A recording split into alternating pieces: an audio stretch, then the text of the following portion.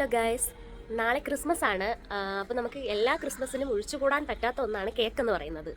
അപ്പോൾ നമ്മൾ എല്ലാ വർഷവും കേക്ക് മേടിക്കുന്നത് ബേക്കറിയിൽ നിന്നാണ്. എന്നാൽ ഈ വർഷം ഒന്ന് വീട്ടിലുണ്ടാക്കി നോക്കിയാലോ എന്നാണ് ചിന്തിക്കുന്നത്. അപ്പോൾ അതിന് വേണ്ട ഓവൻ ബീറ്റർ അങ്ങനെയുള്ള ഒരു കാര്യങ്ങളും എൻ്റെ കയ്യിലില്ല.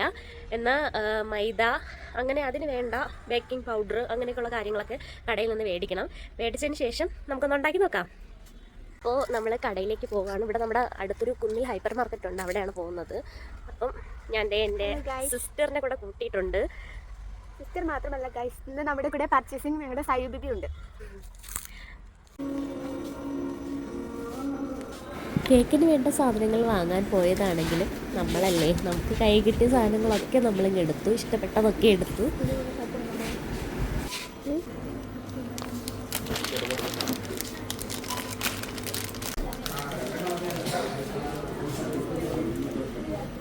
അപ്പോൾ വേണ്ട സാധനങ്ങളൊക്കെ മേടിച്ചുകൊണ്ട് നമ്മൾ തിരിച്ച് വീട്ടിലേക്ക് പോവുകയാണ്.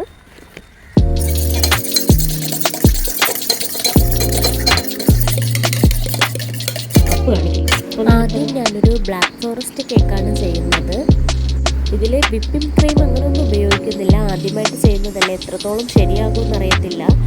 അപ്പോൾ അതിനായിട്ട് അതിൻ്റെ കേക്കിൻ്റെ ഇത് ശരിയാക്കി ഞാനിപ്പോൾ ഒരു കുക്കറിലേക്ക് ഒഴിച്ചു കൊടുക്കുകയാണ്.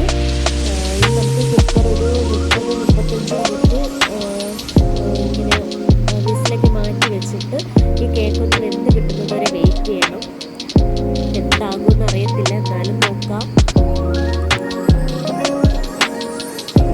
അപ്പോൾ ഈ കേക്ക് റെഡി ആയിട്ടുണ്ട്.